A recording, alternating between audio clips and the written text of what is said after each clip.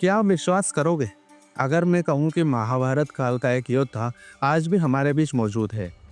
एक ऐसा व्यक्ति जो 5000 सालों से जिंदा है, जो अपने घाव भरे शरीर को लेकर जंगलों में भटकता रहता है और जो भी व्यक्ति उससे मिलता है वो उससे घी, तेल और हल्दी की मांग करता है ताकि वो उसके घावों को भर सके। वो मौत के लिए तड़प रहा है, लेकिन मौत उसे नहीं आ रही। विज्ञान इसे असंभव मानता है, लेकिन सनातन संत और सनातन ग्रंथ इसे सच कहते हैं। ये कहानी है गुरु द्रोण के पुत्र अश्वत्थामा की। अश्वत्थामा, जिसे श्री कृष्ण ने सबसे भयानक श्राप दिया था। वीडियो में आगे बढ़ने से पहले अगर आप हमारे चैनल पर नए हैं तो चैनल को सब्सक्राइब करें और बेल नोटिफिकेशन ऑन करें ताकि आप तक सभी वीडियो की जानकारी सबसे पहले पहुंच सके। तो चलिए बिना किसी विलंब के वीडियो में आगे बढ़ते हैं।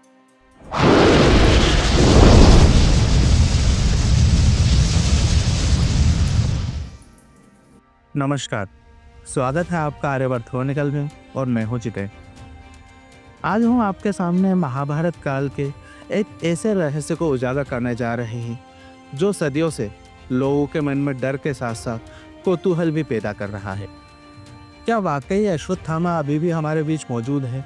और अगर वो अभी जिंदा है तो हम लोगों के सामने क्यों नहीं आता?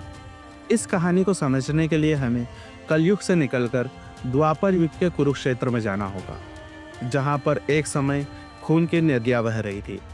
लेकिन उससे पहले हमें जानना होगा अश्वत्थामा के बचपन को, क्योंकि यहीं से इस महाविनाश की नींव पड़ी थी। कम ही लोग जानते हैं कि शुरुआत में गुरु द्रोण बहुत ही गरीब थे।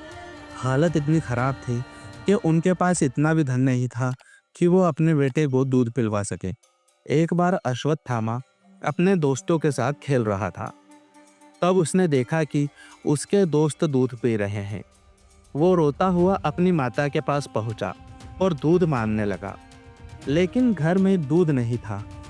बालक को रोता देख माँ का दिल पसीज गया और उन्होंने चावल के आटे को पानी में घोला और उसे दूध बताकर अश्वत्थामा को पिला दिया।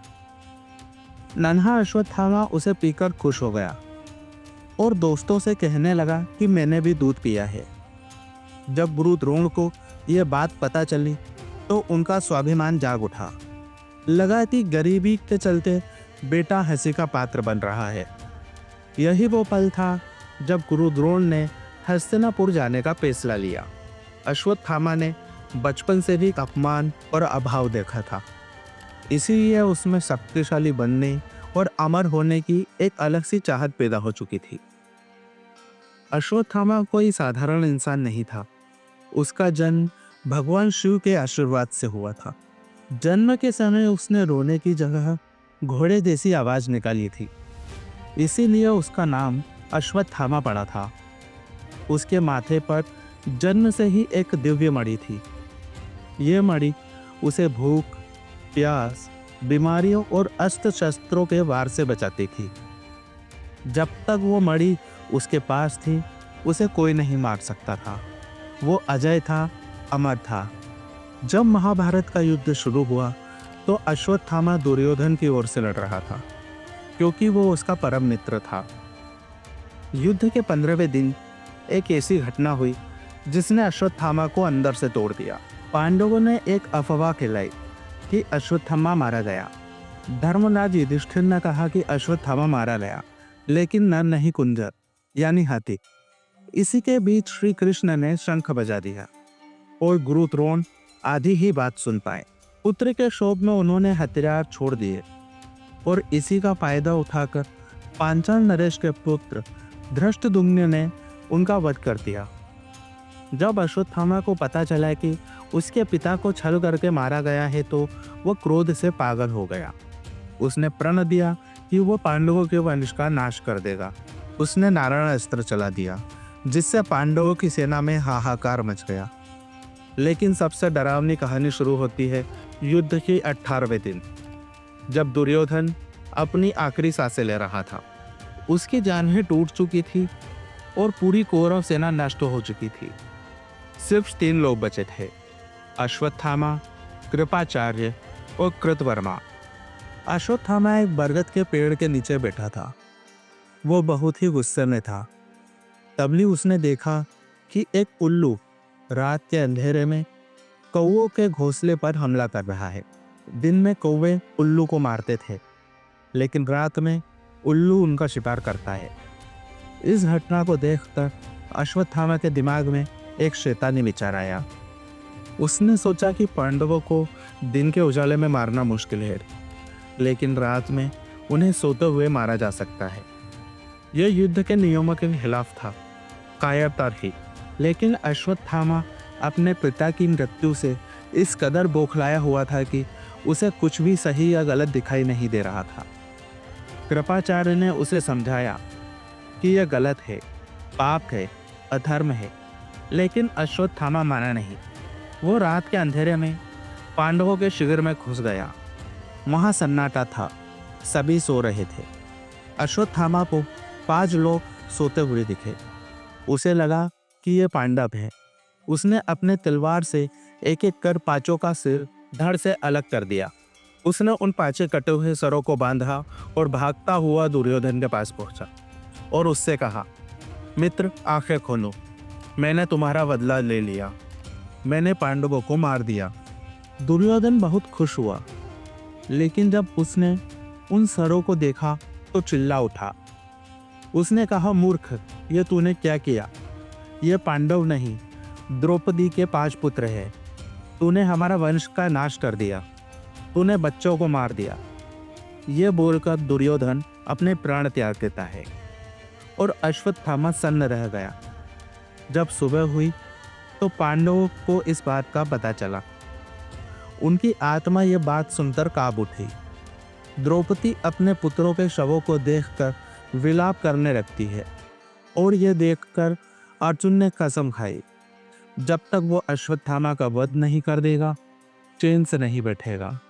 अर्जुन और श्री कृष्ण उसका पीछा करते हुए महर्षि व्यास के आश्रम तक पहुंचे। जब अश्वत्थामा को लगा कि उसकी जान खतरे में है, तो उसने एक ऐसी गलती कर दी जिसकी माफी तीनों लोकों में नहीं थी। उसने ब्रह्मास्त्र चला दिया। यह उस समय का बहुत ही विनाशकारी हथियार था जो पूरी दुनिया को नष्ट कर सकता था। अर्जुन ने भी बचाव में ब्रह्मास्त्र चलाया, लेकिन महर्षि व्यास के समझाने पर अर्जुन ने अपना अस्त्र वापस ले लिया। लेकिन अश्वत्थामा को अस्त्र वापस लेना नहीं आता था। जब उसे लगा कि उसकी जान खतरे में है, तो उसने क्रूरता की सारी हदें पार कर दी। उसने कहा, इस अस्त्र को वापस नहीं ले सकता, पर इसकी दिशा बदल सकता हूँ। और उसने उस अस्त्र को अभिमन्यु की पत्नी उत्तरा के गर्भ की ओर मोड़ दिया। उसका मकसद था पांडवों के कुल का नाश करना और एक अजन्मे बच्चे को मृत्यु के घाट उतारना। यही वो क्षण था, यही वो कृत्य था जिसने श्री कृष्ण को क्रोध से भर दिया। भगवान श्री कृष्ण ने उत्तरा के बच्चे को तो बचा लिया, लेकिन अश्वत्थामा को वो सजा दी जो मौत से भी बदतर थी। उन्होंने अश्वत्थामा के माथे से दिव्य मणि जबरदस्ती निकाल ली। मणि निकलते ही वहां एक गहरा और कभी न भरने वाला घाव बन गया। इसके बाद श्री कृष्ण ने उसे श्राप देते हुए कहा कि हे अश्वत्थामा, तूने एक अजन्मे बच्चे की जान लेने की कोशिश की है, तूने जीवन का अपमान किया है, इसीलिए मैं तुझे श्राप देता हूँ कि तू समय के अंत तक इस धरती पर जीवित रहेगा। तू मरेगा नहीं, पर तेरा जीवन मौत से भी भयानक होगा। तेरे शरीर से हमेशा मवाद और लहू बहेगा। तू घने जंगलों और बिहड़ों में अकेला भटकेगा। तू प्यार, दया, सहानुभूति के लिए तरसेगा। तू मुक्ति मांगेगा, पर तुझे मुक्ति नहीं मिलेगी। जा तू कलयुग के अंत तक अपने पापों का बोझ उठाकर भटकता रहेगा। कहा जाता है उसी दिन से अश्वत्थामा का नर्क शुरू हो गया। 5000 साल बीते, सभ्यताएं बनी और बिगड़ी, लेकिन अश्वत्थामा वहीं का वहीं है। कई बार ऐसे किस्से और जिक्र सामने आते हैं जिसमें लोग अश्वत्थामा को देखने का दावा करते हैं।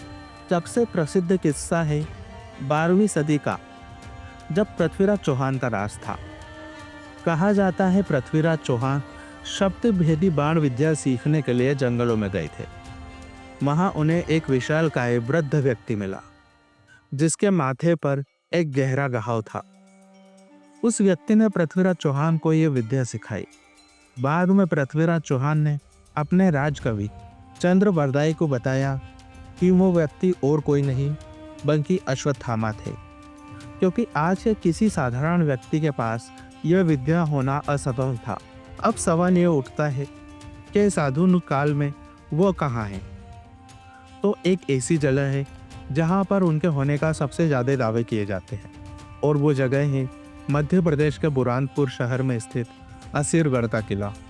इस किले के ऊपर एक प्राचीन शिव मंदिर मौजूद है जिन्हें गुप्तेश्वर महादेव भी कहा जाता है। वहाँ के स्थानीय निवासियों का कहना है कि अश्वत्थामा आज भी रोज सुबह यहाँ पर आकर पूजा करते हैं। मंदिर के पुजारी बताते हैं कि रात को मंदिर की सफाई कर दरवाजे बंद कर दिए जाते हैं। किले का रास्ता कठिन है, चारों ओर गहरी खाई और जंगल है, लेकिन जब मंदिर सुबह खोला जाता है तो शिवलिंग पर ताजे गुलाब और बेलपत्र अर्पित होते हैं। आखिर कौन है वो जो बंद दरवाजे के पीछे पूजा करता है? विज्ञान के पास इसका कोई जवाब नहीं है।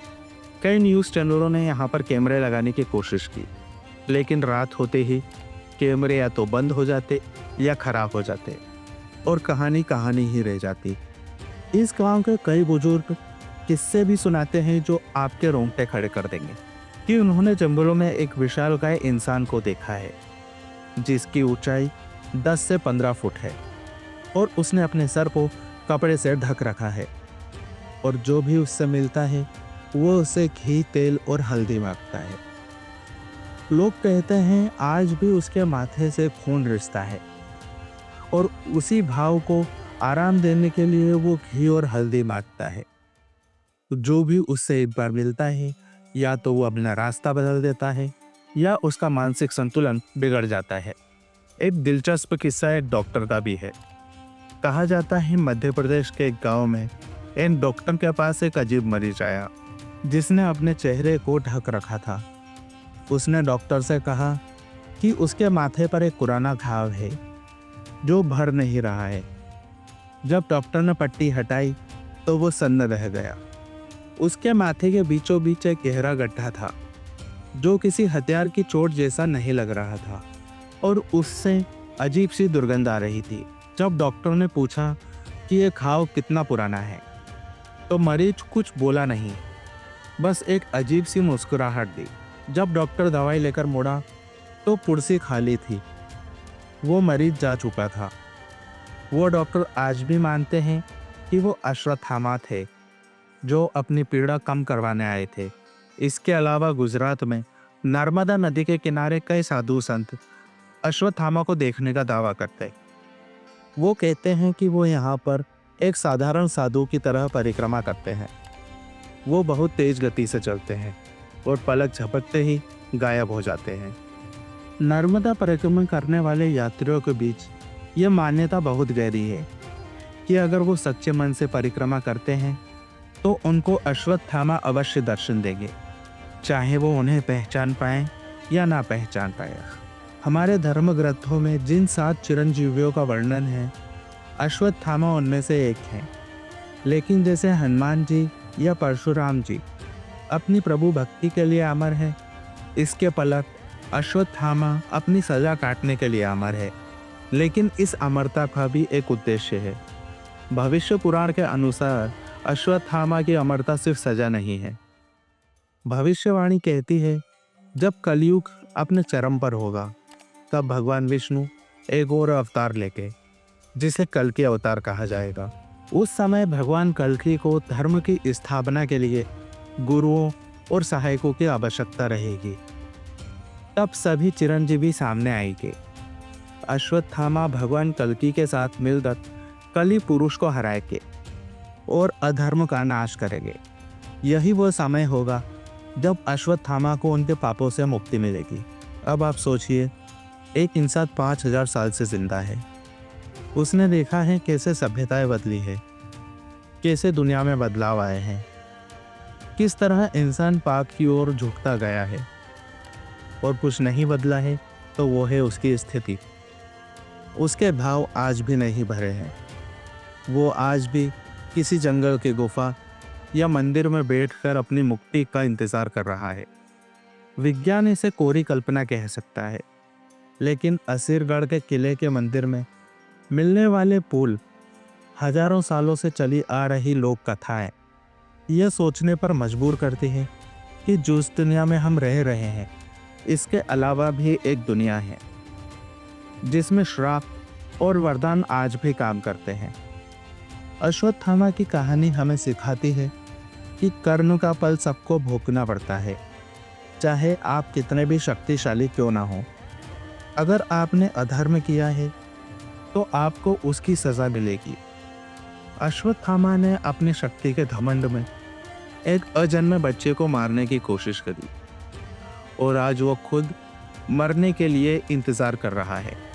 अश्वत्थामा की कहानी हर उस व्यक्ति के लिए चेतावनी है जो अपनी शक्ति पर घमंड करता रहे। ये थी अश्वत्थामा की कहानी जो महाभारत के पन्नों से निकलकर आप तक हमने पहुंचाई। आपको क्या लगता है, क्या अश्वत्थामा आज भी जिंदा है? हमें कमेंट कर कर ज़रूर बताएं। अगर आपके क्षेत्र में भी अश्वत्थामा को लेकर कोई कहानी है तो उसे भी हमारे साथ शेयर करें। और ऐसी ही रोचक कहानियों के लिए आर्यवर्त क्रॉनिकल को सब्सक्राइब करें और बेल नोटिफिकेशन ऑन करें। मिलते हैं अगले वीडियो में, तब तक के लिए जय श्री महाकाल।